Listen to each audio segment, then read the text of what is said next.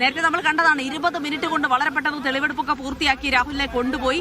അപ്പോൾ അവിടെയുള്ള തെളിവെടുപ്പിൽ എനിക്ക് തോന്നുന്നു രാഹുൽ അങ്ങനെ സഹകരിച്ചില്ല എന്നുള്ള വാർത്തയൊക്കെ നമ്മൾ നൽകി. അപ്പോൾ എന്തൊക്കെ കാര്യങ്ങളാണ് അവിടെ നിന്ന് പോലീസ് അന്വേഷിച്ചറിയാൻ ശ്രമിച്ചത്? അപ്പോൾ ഇനിയുള്ള പോലീസിന്റെ നീക്കങ്ങൾ എങ്ങനെയൊക്കെ ആയിരിക്കും ഫൈസൽ?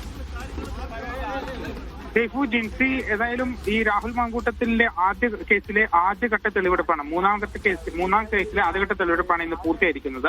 പ്രധാനമായും ഈ യുവതി പറയുന്നത്, ഈ മൊഴിയിൽ പറയുന്നത് ഈ ക്ലബ് 7 ഹോട്ടലിലെത്തി തന്നെ പീഡിപ്പിച്ചു എന്നുള്ള കാര്യമാണ് യുവതി പറയുന്നത്.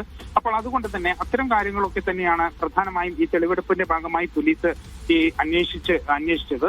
അതായത് രാഹുൽ മാങ്കൂട്ടത്തിനെ രാവിലെ 5:45 പത്തനംതിട്ട എയർ ക്യാമ്പിൽ നിന്നും കൊണ്ടുവന്നു. അങ്ങനെ 6:30 ഈ തിരുവല്ലയിലെ ക്ലബ് 7 ഹോട്ടലിലേക്ക് എത്തിച്ചു. അതിനുശേഷം രണ്ടാമത്തെ നിലയിലാണ് ഈ ഒരു റൂം എന്ന് പറയുന്നത്, ഈ ഒരു മുറി, അവിടേക്ക് എത്തിച്ചു തെളിവെടുപ്പ് നടത്തി. പ്രധാനമായും ഈ മൊഴിയിൽ പറയുന്നത് പോലെ തന്നെ ഇവിടെ എത്തിച്ച് പീഡിപ്പിച്ചു എന്നുള്ളതാണ് ഈ യുവതി മൊഴി നൽകിയിരിക്കുന്നത്. അതിന്റെ അടിസ്ഥാനത്തിൽ തന്നെയാണ് ഇത്തരത്തിൽ ഈ ഒരു റൂമിലെത്തിച്ച് ഈ ഒരു തെളിവെടുപ്പ് നടത്തിയത്. വലിയ സുരക്ഷാ സന്നാഹത്തോടെ കൂടി തന്നെയാണ് പോലീസ് രാഹുലിനെ എത്തിച്ചത്. അതായത് രാഹുലിനെ കൊണ്ടുവന്ന ആ വണ്ടിയിൽ പോലും, പോലീസിന്റെ വാഹനത്തിൽ പോലും വലിയ രീതിയിലുള്ള പോലീസ് സുരക്ഷ ഒരുക്കിയിട്ടുണ്ടായിരുന്നു. ഒപ്പം തന്നെ മറ്റ് 2 പോലീസ് ജീപ്പുകളും ഉണ്ടായിരുന്നു. ഏകദേശം SITയുടെ 2 വാഹനം ഒഴിച്ചു നിർത്തിയ ബാക്കി മൊത്തം പോലീസ് സുരക്ഷാ വാഹനങ്ങൾ തന്നെയാണ് രാഹുൽ മാങ്കൂട്ടത്തിന്റെ ഒന്നിച്ച് വന്നത്. അങ്ങനെ 6:30 തിരുവല്ലയിലെ ഈ ഒരു ക്ലബ് 7 ഹോട്ടലിന് മുന്നിലേക്ക് എത്തുന്നു. ക്ലബ് 7 ഹോട്ടലിന് മുന്നിലേക്ക് എത്തുമ്പോൾ തന്നെ ആ വലിയ പോലീസ് ഇറങ്ങി വലിയ രീതിയിലുള്ള സുരക്ഷാ കവചം ഒരുക്കുന്നു. അങ്ങനെ മുകളിലേക്ക് കൊണ്ടുപോയി തെളിവെടുപ്പ് നടത്തിയതിനു ശേഷം തിരിച്ചു കൊണ്ടുവരുന്ന സമയത്ത് 20 മിനിറ്റാണ്, വെറും 20 മിനിറ്റാണ് ഈ തെളിവെടുപ്പിനെടുത്ത സമയം എന്ന് പറയുന്നത്.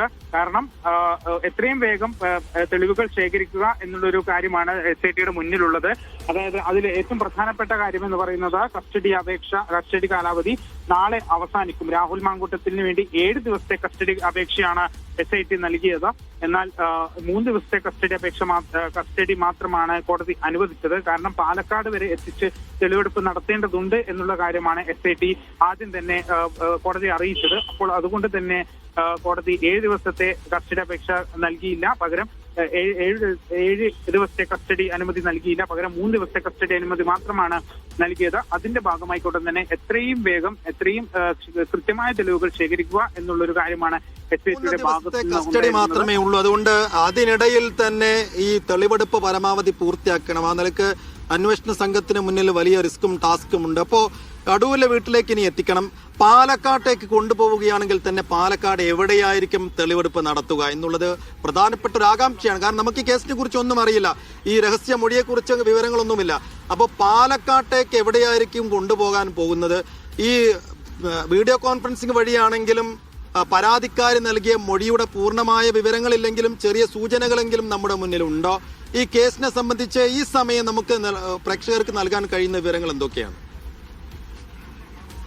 തീർച്ചയായും സൈഫു, അതായത് ഈ പാലക്കാടേക്ക് കൊണ്ടുപോകുമോ ഇല്ലയോ എന്നുള്ളൊരു കാര്യത്തിൽ ഇപ്പോഴും അനിശ്ചിതത്വം നിലനിൽക്കുന്നുണ്ട്. അതായത് ഇനിയിപ്പോൾ കസ്റ്റഡി അപേക്ഷ കാലാവധി അവസാനിക്കാൻ 1 ദിവസം മാത്രമാണ് ബാക്കിയുള്ളത്. അതുകൊണ്ട് തന്നെ പാലക്കാട് എത്തിച്ച് തെളിവെടുപ്പ് നടത്തുമോ എന്നുള്ളതുണ്ട്.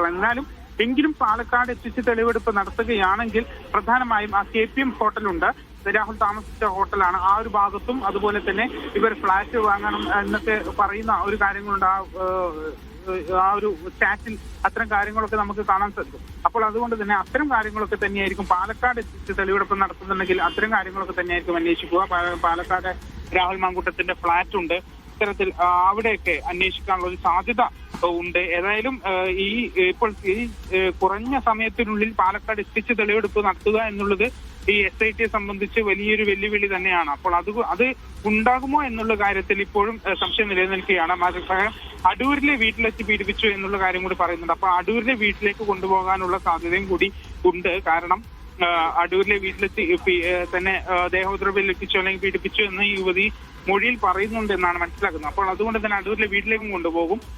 എന്നാൽ ഇന്ന് ഇപ്പോൾ അങ്ങനെയാണെങ്കിൽ ഇനിയും തെളിവെടുപ്പ് നീളും എന്നുള്ളതാണ്. അടൂരിലെ വീട്ടിലെത്തിക്കേണ്ടതുണ്ട്, പാലക്കാട് എത്തിക്കേണ്ടതുണ്ട്. അപ്പോൾ രാഹുൽ മാങ്കൂട്ടത്തിൽ MLA കസ്റ്റഡിയിലാണ്.